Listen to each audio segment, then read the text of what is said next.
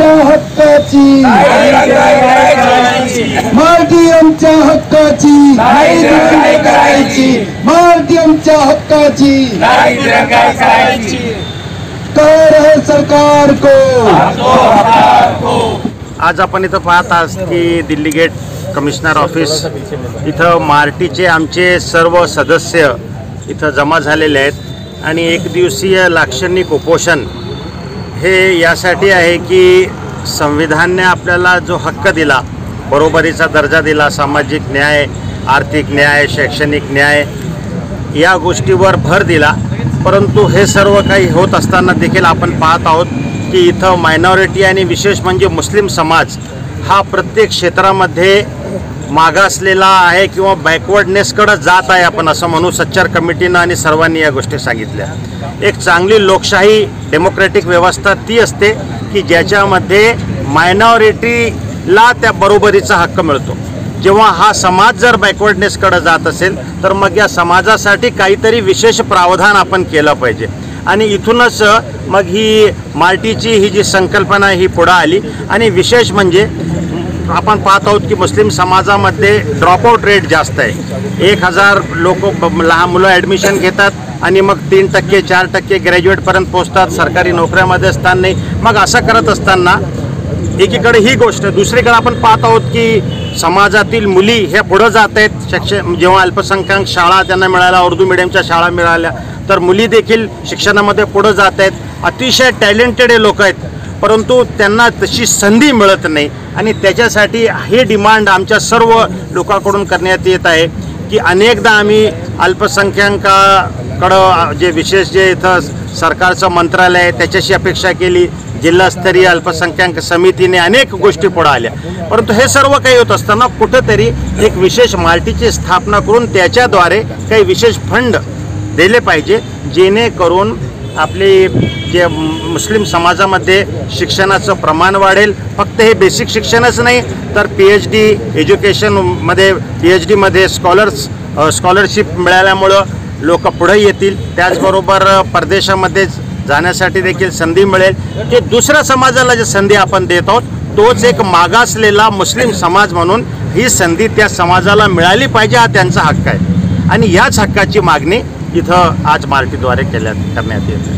मी मागील 4-5 वर्षापासून आपण हे आपलं प्रयत्न करीत आहात। शासनाकडे आपण याच्या अगोदर जे शासन होतं त्याला पण आपण लिहिलेलं आहे, या शासनाकडे पण लिहिलेलं आहे, पाठपुरावा केलेला आहे। त्यांच्याकडून काही पत्रमित्र आपल्याला आलेलं आहे का आतापर्यंत? पत्र येत असतात, अल्पसंख्याक आयोगाकडून देखील पत्र आलं की आम्ही यावर कारवाई करत आहोत। इथं मुख्यमंत्र्यांनी आश्वासन दिलं आमच्या अध्यक्ष अझहर पठाण साहेबांना, अजित पवारांनी हा मुद्दा इथं धरला, त्यांनी ते देखील सांगितलं। हे सर्व काही गोष्टी होत आहेत, परंतु जसं एवढं मोठं सच्चार कमिटीनं सांगितल्यानंतर फक्त आश्वासन किंवा ते पुस्तकापर्यंतच राहिलं, ते कुठे बुक्सपर्यंत राहिलं, फायलीपर्यंत राहिलं, तसाच प्रकार सध्या हा घडत आहे। अजूनपर्यंत देखील आमच्या हातामध्ये काहीच आलेलं नाही। आता महाराष्ट्रात जे शासन आहे त्यातील एक घटक असा म्हणतो मागे हैदराबादमध्ये की तेलंगणामध्ये जे मुस्लिमांना आरक्षण दिलेलं आहे ते काढून घेण्यात येणार आहे। तर आपल्याला असं खात्री आहे का की हे अधिवेशनामध्ये हे आपला मुद्दा सफल होईल म्हणून? कारण की ज्या इतर सारथी बार्टी यांना जे काही मिळत आहे आणि जे आश्वासन आम्हाला मिळालेले आहेत अल्पसंख्याक समाजाचे जे मंत्री आहेत त्यांच्याकडून आणि इतर लोकांकडून, म्हणून आपण नेहमीच पॉझिटिव्ह राहिले पाहिजे असा आमचा विश्वास आहे। सकारात्मक दृष्टिकोनातून आपण प्रयत्न केला पाहिजे। प्रयत्न करणं ही आपलं काम आहे आणि त्याच्यावर काय होईल याचा विचार जर आपण केला आणि जर आपण असंच नकारात्मक आणि निगेटिव्ह राहिलं तर मग काय होतं की आपली डिमांड पण तिथंपर्यंत जात नाही। म्हणून हा मुद्दा लावून धरणं हे महत्त्वाचं आहे आम्हाला असं वाटतं। आज तर हा फक्त काही प्रतिनिधी आहेत, जर असं याच्यावर कारवाई झाली नाही तर हा मुद्दा अजून पुढे जाईल आणि अजून मोठ्या प्रमाणावर याच्यावर आंदोलन करण्यात येईल। आणि आता हे जे बार्टी, सारथी, महाज्योती, टार्टी आणि अमृत आहेत याचा फायदा मुसलमान घेऊ शकत नाही का? नाही, विशेष म्हणजे त्या समाजासाठी ज्या पर्टिक्युलर समाजासाठी त्यांनी जे निर्माण केलेले आहेत त्याच्यामध्ये त्याचा फायदा हा त्याच कम्युनिटीला मिळतो। आमची डिमांड अशी आहे की विशेष म्हणजे फक्त मुस्लिमांसाठी एक आरक्षण 5% मिळत नाही तर कुठेतरी याच्या माध्यमातून एक अमाऊंट फिक्स केला जावा, एक बजेट त्याचं प्रावधान केलं जावं, म्हणजे हा जो अमाऊंट आहे तो फक्त त्या विशेष समाजासाठी मिळेल. हे अल्पसंख्याक विभागाचा एक मुसलमान मंत्री इथे आहे, आपल्या जिल्ह्यामध्ये आहे, तर त्याचं काय म्हणणं आहे? त्याचं म्हणणं काय आमचे लोक सांगतील, आपकी बात होईल ते आप बताएंगे. माननीय अल्पसंख्यक मंत्री हमारे अब्दुल जी सत्तार साहब है और उन्होंने जो तो इस पर पॉजिटिव है. 2 बार हमसे जो मुलाकात हुई उनसे, तो हमने उन्होंने भरोसा दिलाया कि मार्टी का तुम्हारा आपका काम ये हो जाएगा. और मैं उनका शुक्रिया अदा भी करूँगा कि एक 4 दिन पहले GR निकला, जैसा हमारी मार्टी की मांग लगातार चल रही है कि बाल्टी सारथी पे महाज्योति की तर्ज पर मार्टी दीजिए, तो उसमें से 20 योजना में से एक योजना जो है तो परदेश जाने के लिए जो GR निकला है, तो उसमें से 120 करोड़ रुपए उन्होंने सेंक्शन किए. तो मैं उनका शुक्रिया अदा करूंगा, मगर हम ये आपके ज़रिए साहब तक ये बात भी पहुंचाना चाहेंगे कि जो 19 योजना जो बची हुई है उसे भी आप जो तो आने वाले हिवाड़ी अधिवेशन में उसको जो तो उसका निर्णय लें और मार्टी की स्थापना करके, ताकि हर योजना और कार्यक्रम जो तो मुस्लिम समाज को उसका फायदा मिले. मग हे बार्टी, सारथी, महाज्योती, टार्टी आणि अमृत हे कोणत्या समाजासाठी आहे? भारतीय समाजासाठीच आहे ना ते. तो बार्टी जो तो SC समाज के लिए काम करती है, SC समाजासाठी काम करता है. आणि सारथी मराठा कुणबी मराठा समाजासाठी काम करते आणि महाज्योती मागासवर्गीय समाजासाठी काम करते. टार्टी जी आहे तर आदिवासी समाजासाठी काम करते.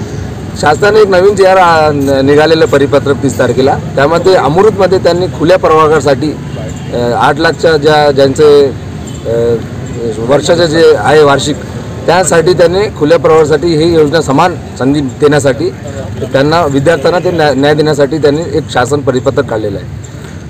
आम्ही लगातार 2.5 वर्षापासून ही मांग करत आहे की अल्पसंख्याक हे जे तर मागासलेलं आहे, ऑलरेडी मागासलेलं आहे आणि सच्चर कमिटी आहे, महमूदुर रहमान कमिटी आहे, फुंडू कमिटी आहे. इसमें या सर्व कमिटी समितीमध्ये उल्लेख केला आहे की मुस्लिम समाजाच्या जे मागासलेपण जे आहे ते SC आणि इनसे ज़्यादा ST प्रजांचे जास्त आहे. आणि शासन हे वारंवार GR पण काढते की मुस्लिम समाजाला मुख्य प्रवाहासाठी आणण्यासाठी आपण काय प्रयत्न करू, पण ते फक्त शासन जे निर्णय हत्तक आहे ते अंमलबजावणी होत नाही. तर आम्हाला हे आपल्याकडून आमच्याकडून आपल्याला हे मीडियाला माध्यमाद्वारे आम्हाला सांगायचं आहे की मार्टी जर आपण स्थापना केली तर मुस्लिम समाजाला MPSC UPSC आहे, कौशल्य विकास आहे, रोजगार आहे आणि विविध क्षेत्रात पुढे जाण्यास त्यांना मदत होईल.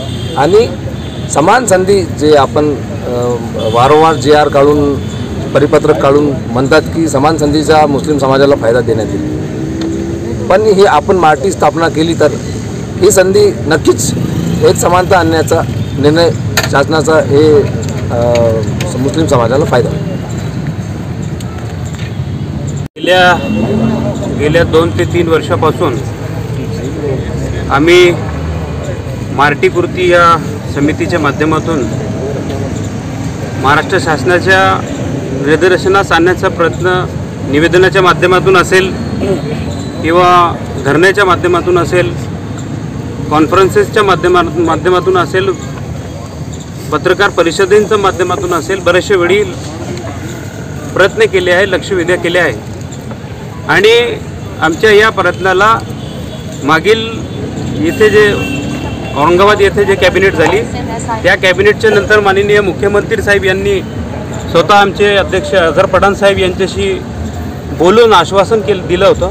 त्याचबरोबर अल्पसंख्याक मंत्री माननीय अब्दुल सत्तार साहेब यांनी 2 ते 3 वेळा एअरपोर्टवर भेटून किंवा इतर ठिकाणी भेटून आम्हाला आश्वस्त केले आहे. तसेच आम्ही येणारं जे हिवाळी अधिवेशन आहे त्यामध्ये सदरू प्रश्नाला एलेक्यू लागण्यासाठी विविध विधानसभेतील आमदार MLCs यांना निवेदनं दिली आहे. त्यामध्ये बुलढाणा असेल, नागपूर असेल, अमरावती असेल, खानदेश असेल व मराठवाड्यातील बऱ्याचशा मंडळींना आम्ही या निवेदनाच्या माध्यमातून अशी विनंती केली आहे की आपण येणाऱ्या हिवाळी अधिवेशनामध्ये मुस्लिम समाजासाठी एक साहित्य संस्था ज्याप्रमाणे सारथी, भारती, टार्टी, महाज्योती इत्यादी साहित्य संस्था फ्लोमध्ये आणण्याचं काम विविध घटकांना करत आहेत. त्याचप्रमाणे मुस्लिम समाजाला फ्लोमध्ये आणण्याचं काम करण्यासाठी एक साहित्य संस्था शासनाने स्थापन करून मुस्लिम समाजाला त्यांच्या विद्यार्थ्यांना, त्या समाजाच्या विद्यार्थ्यांना फ्लोमध्ये आणण्यासाठी एक साहित्य संस्था स्थापन करावी, यासाठी LAQ लावण्यासाठीचा प्रयत्न आमचा आहे. आणि आम्हाला खात्री आहे आणि अपेक्षा पण आहे की येणाऱ्या हिवाळी अधिवेशनामध्ये निश्चितच मुख्यमंत्री साहेब आणि त्यांची पूर्ण सरकार आमच्या या मागणीचा, आमच्या या पाठपुराव्याला बघून आणि सच्चर समिती असेल किंवा इतर समित्यांच्या अहवालाला बघून मुस्लिम समाजाला न्याय देण्याचं काम निश्चितच या मार्टीच्या माध्यमातून करणार अशी अपेक्षा करण्यासाठी आणि त्यांच्या लक्षवेधीसाठी सदर्भ आंदोलन आम्ही इथे लक्षवेधी आंदोलन उभारलेलं आहे. बरं, आता आपण बरेचसे आमदारांना भेटलाय म्हणतात, तर कोणकोणत्या आमदारांनी आपल्याला आश्वासन दिले की आम्ही ते LAQ लावू किंवा लक्षवेधी उपस्थित करू सदनमध्ये? नवघरे पाटील साहेब आहेत, विद्यमान विधानसभा सदस्य आहेत, तसेच लिंगाडे साहेब MLC आहे, त्याचप्रमाणे डॉक्टर शाह साहेब आहेत, धुळेचे आमदार आहेत, आणि संजू गायकवाड साहेब असतील, विविध आमदार ज्या MLC असतील, MLA असतील, त्यांनी आम्हाला आश्वासन दिले आहे. पत्रसुद्धा आम्हाला क्रीडा मंत्री साहेबांनी पत्रसुद्धा दिलं आहे. आता त्या कोणत्या पक्षाचे आहेत, ते कोणत्या पक्षाला रिप्रेझेंट करतायत, परंतु आता ते आमच्या विद्यमान सरकारचे विधानसभा सदस्य आहेत, विधान परिषदेचे सदस्य आहेत. या नात्याने आम्ही त्यांच्याकडे पाठपुरावा केलेला आहे. सरकार कोणत्या पक्षाचं आहे किंवा सरकार कोणत्या विचाराचा आहे या प्रश्नाचा आम्हाला काहीच घेणं देणं नाही. परंतु आमचा एकच मान्य आहे, सरकार कोणी बसलेला असेल तर तो संविधानाच्या आधारावर बसलेला आहे आणि संविधानिक हक्क आम्हाला आहे. या मुस्लिम समाजाला आर्टिकल 21 ते 31 पर्यंतच्या ज्या परिच्छेद आहेत, आर्टिकल्स आहेत, त्यामध्ये मुस्लिम समाजाला हक्क मिळालेला आहे आणि आम्ही आमच्या हक्काची मागणी त्यांना मिळालेल्या पदाच्या आणि त्यांना मिळालेल्या अधिकाराच्या अनुषंगाने करत आहेत. आपलं नाव? ॲडव्होकेट वसीम कुरेशी, विधी सल्लागार, मराठी कृती समिती. आज जो आंदोलन किया जा रहा है किस सिलसिले में है ये मुस्लिम समाज जो है, जैसे सारथी है, बार्टी है, वैसे मुस्लिम समाज के लिए, मार्टी के लिए हम काफ़ी दिनों से जो कृति समिति है हम लोग ये डिमांड कर रहे हैं कि हमारे स्टूडेंट्स के लिए जो एजुकेशनल डेवलपमेंट है, सोशल डेवलपमेंट है और फाइनेंशियल डेवलपमेंट है, ये सारे डेवलपमेंट के लिए जैसे दूसरे समाज के लिए फैसिलिटीज़ है गवर्नमेंट के पास, लेकिन जो एक मुस्लिम समाज का अल्पसंख्यक समाज का जो स्टूडेंट है, इसके लिए हमारे पास कोई हेल्प नहीं है स्टूडेंट के लिए. इसके लिए हम ये मार्टी की डिमांड कर रहे हैं. आप वैसे देखेंगे कि मैं यूनिवर्सिटी से ताल्लुक़ रखता हूँ. यूनिवर्सिटी के अंदर आप देखेंगे तो एजुकेशनल बैकग्राउंड में और जॉब के सिलसिले में हमारे बच्चे जो है वो काफ़ी कम्पिटिटिव है, लेकिन क्योंकि उनके पास फाइनेंशियल फैसिलिटी नहीं होने की वजह से बहुत सारे स्टूडेंट्स हैं जिनको बेनिफिट नहीं मिलता है और वो सिर्फ एक फाइनेंशियल एस्पेक्ट की वजह से पीछे रह जाते हैं. तो हम ये नहीं चाहते कि सिर्फ एक फाइनेंशियल एस्पेक्ट की वजह से एक स्टूडेंट पीछे रह जाए. गवर्नमेंट उसकी मदद करे, हमारे स्टूडेंट्स की मदद करे, उनको फाइनेंशियल बेनिफिट दे. अब आप देखेंगे कि जैसे MPhil और PhD के स्टूडेंट्स हैं, आप अगर कंपेयर करेंगे तो हर साल स्टूडेंट्स जो मुस्लिम समाज के स्टूडेंट्स हैं, इनका रेशियो बढ़ता जा रहा है. लेकिन हमारे सामने कई केसेस आते हैं कि जो स्टूडेंट है वो अपनी मेरिट बेस पे तो लग रहे हैं, लेकिन क्योंकि वो अभी फुल टाइम PhD करेगा तो वो जॉब तो नहीं कर सकता, तो वो उसका जो फाइनेंशियल एस्पेक्ट है, जो उसको फीस पे करना है, उसका रिसर्च का खर्चा है, वो कहाँ से उठाएगा. तो इसके लिए हम ये आंदोलन कर रहे हैं कि गवर्नमेंट हमारी बात सुने और आने वाला जो अधिवेशन है, ये अधिवेशन के अंदर ये मुद्दे को रखे और जो हमारे नुमाइंदे वहाँ पे है, जिनको हमने वहाँ पे भेजा है हमारी बात रखने के लिए, वो हमारी बात रखें. रिसोर्सेस नहीं थे.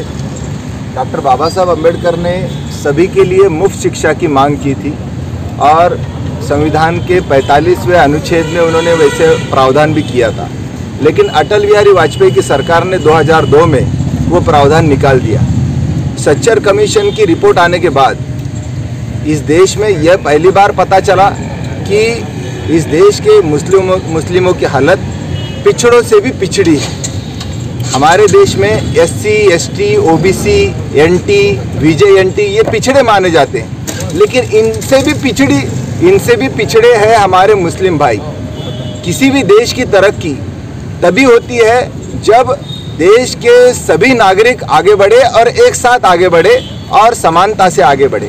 कोई भी देश अपने भाइयों को पीछे छोड़ के आगे नहीं बढ़ सकता और इसीलिए सच्चर कमीशन की जो रिपोर्ट है उसको सीरियसली नहीं लिया गया। मुस्लिम आरक्षण की मांग उसी तौर पर हो रही है और हमने पश्चिम बंगाल में हमारे लेफ्ट सरकार ने सबसे पहली बार मुस्लिम आरक्षण दिया। मार्टी की मांग भी उसी तरह की है क्योंकि मुस्लिम समाज में जो हमारे छात्र और छात्राएं हैं उनको बराबरी से शिक्षा का मौका मिलना चाहिए।